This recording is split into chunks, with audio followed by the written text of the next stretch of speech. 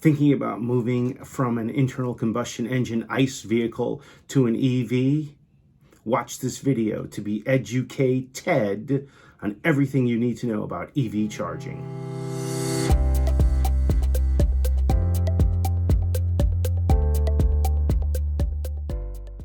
The two biggest items prospective EV owners are most concerned about are the range of the vehicle and charging. I'll be explaining all the charging details in this video. I'll also create a video on what you need to know about range. Now let's become educated about charging. Previously, when you bought an ICE vehicle, you did not think about filling up the gas tank. We all grew up with gas stations in virtually every corner of the country. Making the jump to an EV requires you to transition your mind from what you know about ICE vehicles to the EV way. Let's start with the scenario where you have access to a garage or parking spot where you have power and you can charge. Instead of going to a gas station once a week or so, you plug your EV in every night or every other night, and when you wake up, you have 3/4 of a tank. This is how you need to think about the future EV ownership experience. It's like there's a charging elf who fills you up when you're asleep. Now, if you live in a multifamily building or you don't have access to power where you park, you will need to recharge at a charging station. This is similar, but not the same as going to a gas station. Charging locations are distributed broadly, and these may or may not be very convenient for you depending on where you live. There are several different ways you can find charging spots near you. Before I mention those, let's explain the different charging types that you may have heard of. When we talk about different charging types, I'm talking about the cables and the connectors. In North America, there's really two main types. This is the Tesla connector. So if you look at it there, when you plug it in, you can see the pins there. And then this one is the J1772. Pretty much every car other than Tesla uses this. So these are two of the main charging cable connectors. Okay, let's now talk about the different levels of charging. We just looked at the connectors, but there actually turns out that there's levels. Level 1 is when you have a charging adapter and a cable plugged into just a regular 120 volt outlet, which is very common across North America. But this is slow. You're only going to get a few miles every hour that your car is plugged in. Level 2 is faster. This is connected to a 240 volt either outlet or directly connected into 240. This type of charging adapter into your car will get you faster charging speeds, and we'll talk about how fast. And then the third kind is the direct current, also often called level 3 or supercharger or fast charger. And this is actually the fastest. These are situated, usually distributed in geographical locations. I just want to do a quick example of how you can determine how much miles per hour you're going to be able to charge. So this works pretty well for level 1 and 2. So here's the first example for a level 1. A typical level 1 charger plugged into 120 volts is 12 amps. If you do multiplication on these, you get the number of watts, or because it's 1,000, so 120 times 12 is 1,440, or 1.44 kilowatts. You apply what I call the rule of TED, which is basically just to multiply by 3. So you take 1.44 times 3 and you get about 4 miles an hour. That's for level 1. Level 2, here's an example where you have a level 2 charger that can go up to about 30 amps. Since you're in a 240 volts, you do the multiplication on that, you get 7.2 kilowatts. Again, you apply the rule of TED times 3 and it's about 21 miles an hour. And then the last example here is a higher speed level 2 charger where you can go up to 48 amps. When you do the multiplication, you get 11.5 kilowatts. Again, apply the rule of TED times 3. It's about 35 miles an hour. So this just gives you a range. One thing I want to point out about Tesla vehicles You see this J1772 connector, which again is in many places. One of the great things is since Tesla controls their end of the charging network, they know the standard. This J172 is an industry standard. So this adapter is actually quite inexpensive. And so if you have this adapter, you put this on here and you voila, can use the standard charging cable, the J1772 for Tesla. A few more words on DC fast charging or level 3 charging. Notice that the Tesla connector here is actually the same. So for Tesla, what's nice about the connector is it works for level 1, 2, or 3. There's no difference. This connector here is for the Nissan Leaf. This is actually really going away in North America. It's probably just going to exist in Japan and a few other places. So I'm not going to focus on it. This CCS connector is the other standard connector in North America. And what you notice about it is the top part here, this is actually the J1772 connector. And what car companies have done is they've just added these other two pins. And this entire connector here is the CCS connector. So if you just have a J1772, you can plug it into here. Or if you have this CCS, then you can do level 3 DC charging. So that's the differences in the cable specifications. And the point that I want to make is every car charges for this DC fast charging at different maximum rates.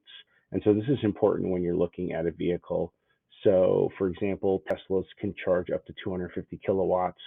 A startup company like Lucid can actually go to 300. Ford, for example, their vehicles charge only about to 150.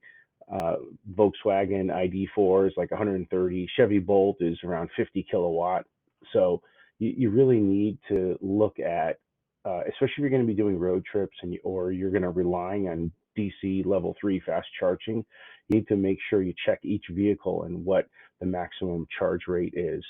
So the higher it is, the quicker it's going to recharge. And typically you can expect to be charging anywhere from say 15 minutes or so, maybe up to an hour if it charges very slow, especially if it's 100 kilowatt or below.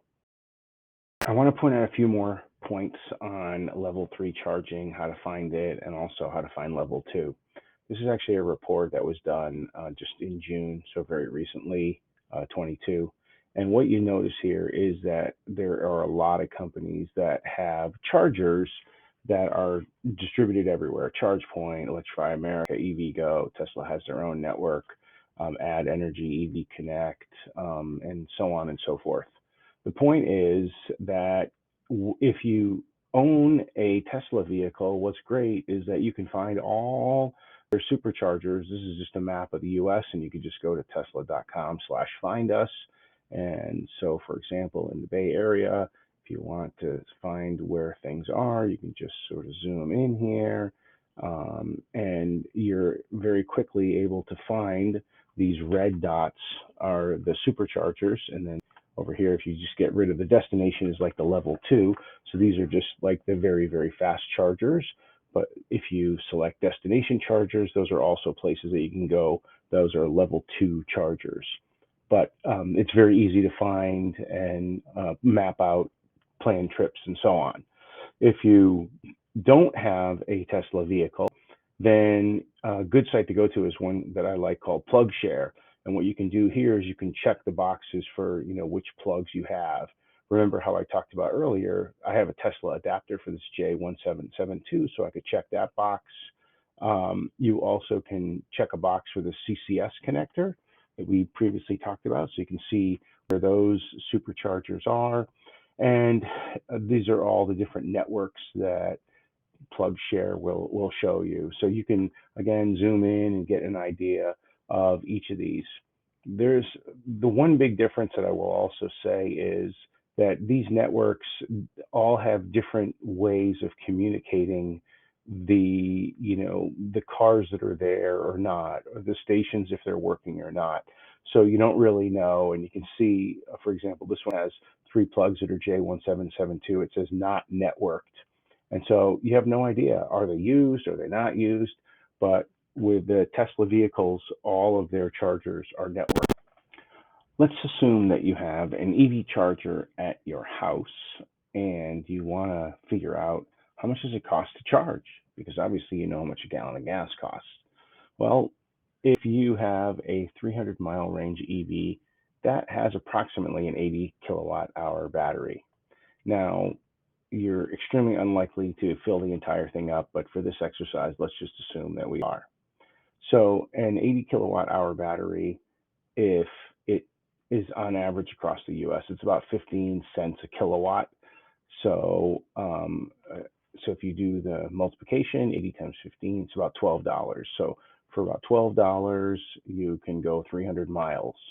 That's sort of how you have to think about it. Now, in other states, this is going to be more. Like in California, this is even off peak is about 23 cents, 20 cents. So that would be more like $17 or so to get you that 300-mile range. But as a comparison, if you had an internal combustion engine vehicle and say it got 30 miles to the gallon, just to keep the math simple, that means you need 10 gallons to go 300 miles. So how much does it cost to get 10 gallons of gas? Well, maybe it's $4 where you are. It's $5.50 in California, but let's just use $4. That's $40, right? Versus $12. So it's actually about a third, almost a quarter to charge up, quote unquote, your EV from a cost perspective. So this gives you an idea of the amount that you'll be saving. Now, if you have your own garage or parking spot, you may be able to install a level 2 charger. If you do this, as we stated previously, most of your charging will be at home. If you live in a high-density residence, then you need to charge at your work or where you frequently shop or visit via level 2 or at DC fast charging locations. We showed you earlier how to find stations near you. And there's another option you may be able to use. Companies are now bringing the charging equipment to your vehicle. You heard me right. They bring the charge to your EV. One such company is called Currently. You install their app, request a charge, and they come to your vehicle and charge it. You can expect these types of services to expand further. So in summary, if you have access to power where you overnight park, moving to an EV will be easier for you. If you are in a multi-unit dwelling, then check your work locations and businesses you frequent, as well as the various superchargers or DC chargers near you. If you are the type of person who makes a lot of road trips or don't have a plug at home, make sure you know what the maximum charge rate is for your EV. I strongly suggest you buy a vehicle with a minimum of 150 kilowatt charging speed so you don't spend a lot of time waiting to charge. Thank you for watching this video. If you found the content interesting, please click the like button and subscribe. If you have any questions or suggestions for future videos, please put them in the comments.